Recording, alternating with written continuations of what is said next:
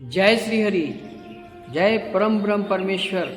जब श्री ब्रह्मा जी, विष्णु जी, महादेव, ये तीन देवता हैं, ब्रह्मा विष्णु महेश, इससे भी एक विष्णु भगवान का दो रूप है, एक महाविष्णु है और एक जो विष्णु हम लोग देख रहे हैं आध्यात्मिक विष्णु हैं। जब श्री विष्णु ने संसार की रचना की, यूनिवर्स का निर्माण किया, तो इस सौर्य परिवार में एक महान देवता है, वो है सूर्य नारायण। तो इस यूनिवर्स को जब ब्रह्मा ने, विष्णु भगवान ने बनाया, तो उस पूरे यूनिवर्स को प्रकाशित करने के लिए एक ताकत की ज़रूरत थी, वो है सूर्य। सूर्य के रूप से प्रकाश। इस प्रकाश भी तीन प्रकार के होते हैं। एक ज्ञान का दीप जो हृदय में श्री कृष्ण भावनामृत के रूप में हमारे हृदय में होते हैं, ये भी सूर्य हैं। और दूसरा, इस जगत को जो रोशनी कर रहे हैं, ये भी सूर्य हैं। और तीसरा, जो आध्यात्मिक सूर्य हैं, देवता, वो छठी मैया और सूर्य नारायण, जिसकी पूजा किया जाता है। और इस ब्रह्मांड में सबसे बड़ा पूजा के नाम से जाना जाता है, वो है छठ पूजा। छठ पूजा की महिमा क्या है, ये मैं बता नहीं सकता, लेकिन मैं इतना ज़रूर बताना चाहूँगा, ये बहुत बड़ा पूजा है। इसमें कुष्ठ रोग, क्षय रोग, व्याधि, बांझ, घर के जितने भी बड़े बड़े पाप ताप, गौ हत्या हो गया, ब्रह्म हत्या हो गया, कन्या हत्या हो गया, मातृ हत्या हो गया, बहुत से बड़े बड़े पाप करने वाले पापी भी इस व्रत को करके मुक्ति पाए हैं, ऐसा इतिहास में है। जिस समय श्री राम ने रावण को मारा, तो रावण का वध होने के बाद में कुछ लोगों का मन में कानाफूसी होती थी, तो सीता के द्वारा जानकारी हुई। सीता ने जानकारी पाई किसी से कि राम ने रावण का वध करके ब्रह्म हत्या किए हैं। तो सीता के मन में आया, क्यों न हम इस पाप से मुक्ति पा लूँ। तब उन्होंने छठ मैया की व्रत की थी, और उसका व्रत का जो कथा था, वो श्री नारद ऋषि ने दुनिया को बताया था कि इसमें 4 दिन का व्रत होता है। पहला दिन होता है नहाय खाए, दूसरा दिन होता है खरना, तीसरा दिन पहला अर्घ, और चौथा दिन होता है चौथा अर्घ यानी सूर्योदय का अर्घ, और तीसरा दिन जो होता है वो सूर्यास्त के समय जो अर्घ दिया जाता है। इस प्रकार 4 दिन की महिमा है, और 4 दिन का अपना अपना ये है।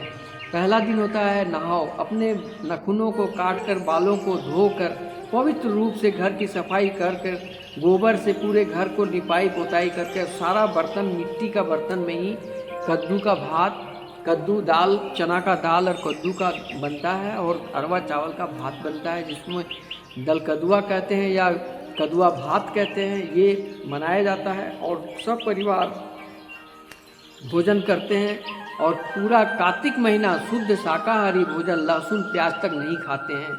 अगर जरा सा भी इस पर्व में भूल त्रुटि हो जाए, तो तुरंत कुष्ठ रोग, तत्क्षण अकाल मृत्यु और धन नाश, परिवार नाश, सब कुछ नष्ट हो जाता है। इसलिए इस पर्व को भयभीत करने वाला पर्व है। लेकिन जिसके मन में आस्था है, विश्वास है, श्रद्धा है, भक्ति है, दया है, ऐसे लोगों को कभी कोई कष्ट नहीं हो सकता है। इस व्रत को करने वाले भी 3 प्रकार के होते हैं। पहला, जो स्वयं व्रत करते हैं, उपासना करते हैं, 24 घंटा, 48 घंटा 4 दिन की उपासना होती है, इसमें ये व्रत करने वाले होते हैं, नंबर 1। नंबर 2, व्रत नहीं करते हो लेकिन व्रत करने वाले को सहयोग देते हो, ये भी उतना ही पुण्य का भागी है।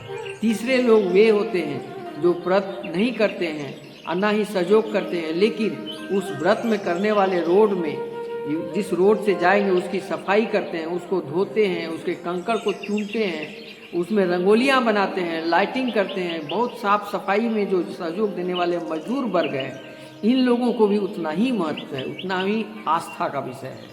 जो भी शुद्ध हृदय से आस्था के साथ, भक्ति के साथ, विश्वास के साथ छठी मैया का पूजन करते हैं, इस पर्व में कोई बड़ा डिमांड नहीं है। मात्र 5 फल लेकर अगर जल में खड़े होकर अर्घ दे दिया जाए सूर्य नारायण को, तो व्रत पूरा माना जा सकता है। इसमें गरीब से गरीब भी व्रत को कर सकते हैं, और अमीर से अमीर भी व्रत कर सकते हैं। यहाँ इस व्रत में कोई अमीर नहीं, कोई बड़ा नहीं, कोई छोटा नहीं, सब मिल के समभाव से भक्ति और श्रद्धा के साथ ये व्रत को किया जाता है। इस व्रत का इस छठ पूजा का व्रत को महाव्रत कहा जाता है, बड़ा पूजा, बड़ा पर्व माना जाता है। और इस प्रकार इस व्रत को करने के लिए सबसे पहला प्रिय व्रत नाम का एक राजा थे, जिन्होंने इस व्रत को प्रारंभ किया था। वो किस प्रकार, वो राजा के राज्य में सब कुछ था, वो प्रतापी थे, दानी थे, दयालु थे, सब कुछ ठीक था, लेकिन उनके राज्य में, उनके घर में कोई पुत्र संतान नहीं थी। बड़ी मुश्किल से उन्होंने कश्यप ऋषि के कहने पर एक यज्ञ किया। यज्ञ करने के बाद एक पुत्र भी हुआ, लेकिन वो मृत पैदा हुआ।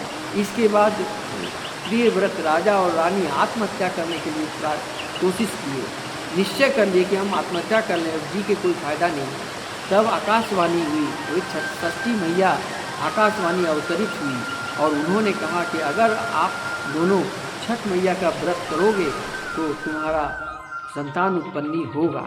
इसके बाद उस राजा को भेष बदलकर नारद ऋषि आते हैं और उनको इस पूजन का विधि बताते हैं। पहला दिन नहाए खाए, दूसरा दिन कद्दू भात, तीसरा दिन है खरना और चौथा, इस तरह से पहला दिन हो गया नहाए खाए, दूसरा दिन कद्दुआ भात और तीसरा दिन हो गया खरना, चौथा दिन हो गया पहला अर्घ, पांचवा दिन हो गया दूसरा अर्घ। इस प्रकार के जो व्रत की 6 दिन का व्रत है और ये शुद्ध शाकाहारी भोजन पूरे कार्तिक मास में ही, जिसने लहसुन प्याज तक नहीं किया, वही इस व्रत को कर सकते हैं।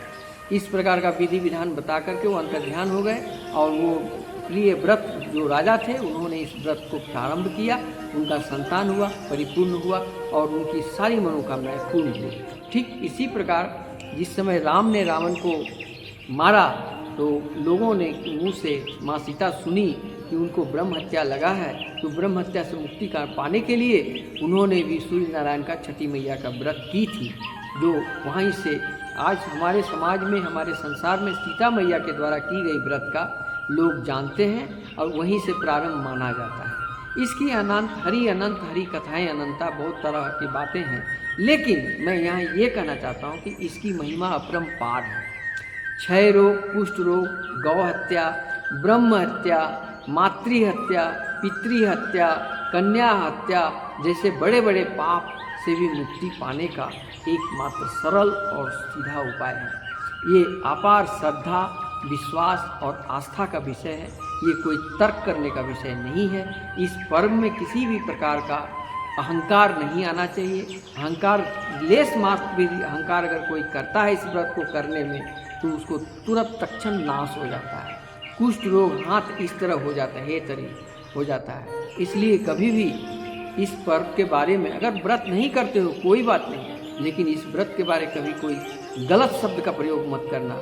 और इस व्रत में जितने भी व्रत करने वाले, ये भी 3 प्रकार के होते हैं, व्रत करने वाले भी 3 प्रकार के होते हैं। एक जो स्वयं व्रत करते हैं, दूसरे जो व्रत करने वाले का व्रत तो खुद करते नहीं हैं लेकिन दूसरे को सहयोग करते हैं। जो व्रत करने वाले लोग हैं उनको वो सहयोग करते हैं, 1 रुपये का भी सहयोग कर देते हैं तो वो भी उतना ही पुण्य का भागी है जितना व्रत करने वाले हैं। तीसरा, वे लोग जो इस व्रत को करने में साफ सफाई करते हैं, रोड की सफाई करते हैं, कंकड़ चून लेते हैं, रोड की धुलाई सफाई करते हैं, लाइटिंग करते हैं, इसमें काम इस शुद्धिकरण माने जहाँ से व्रत करने के लिए लोग जाते हैं उस रोड को जो सफाई करते हैं उसमें लगे हुए मजदूर वो भी उतना ही फल पुण्य के भागी बनते हैं। चौथा है वो लोग जो इसको श्रद्धापूर्वक इस व्रत का प्रसाद ग्रहण करते हैं। इस व्रत में सबसे महाप्रसाद है ठेकुआ, जो एक ठेकुआ 52 भोग 56 भोग से भी ज़्यादा सुपवित्र और सुंदर और स्वादिष्ट ठेकुआ का प्रसाद है जो ग्रहण करना चाहिए। ये ठेकुआ का प्रसाद ही इस व्रत का पुण्य प्रसाद माना जाता है। ये पहला अर्घ देने के बाद रात में प्रसाद बनाया जाता है, उसी प्रसाद का भगवान को चढ़ाया जाता है। एक्चुअली में दुनिया में जितने भी पूजा पाठ होते हैं उसमें साक्षात दर्शन नहीं मिलता है, लेकिन यहाँ सूर्य नारायण का साक्षात दर्शन है। यूनिवर्स ने जब बनाया था इस दुनिया को प्रकाशित करने के लिए सूर्य का निर्माण किया और सूर्य के रोशनी से ही आज हम सुखी हैं, संपन्न हैं और सभी तरह के पेड़ पौधे हरे भरे हैं। सूर्य के बिना संसार अंधकार है और ज्ञान के बिना मेरा मन अंधकार है। इसलिए ज्ञान का सूर्य तीन, ये प्रकाश भी तीन प्रकार, एक ये श्री कृष्ण रूपी सूर्य अपने हृदय में जलाइए। एक दीपक यदि जल जाए ज्ञान का तो आपका जीवन का भवसागर पार हो जाएंगे। दूसरा है रोशनी, जिससे हम प्रकाशित हैं। और तीसरा है आध्यात्मिक, जो हमारे देवता हैं, सूर्य नारायण हैं, छठी मैया हैं। सूर्य नारायण की बहन छठी मैया हैं और ब्रह्मा की पुत्री हैं। इनको जो भी हृदय से आस्थापूर्वक, श्रद्धापूर्वक, विश्वास के साथ एक जल लेकर अर्घ देते हैं, सूर्यास्त के समय और सूर्योदय के समय, मात्र जल, अगर कुछ भी नहीं है तुम्हारे पास तो 5 ठो फल लेकर, 5 ठो कुछ भी फल लेकर अर्घ दे दो, ये व्रत पूरा माना जाएगा। गरीब से गरीब भी इस व्रत को कर सकते हैं, अमीर से अमीर भी कर सकते हैं। इसमें न कोई अमीर है, न कोई गरीब है, न कोई बड़ा है, न कोई छोटा है।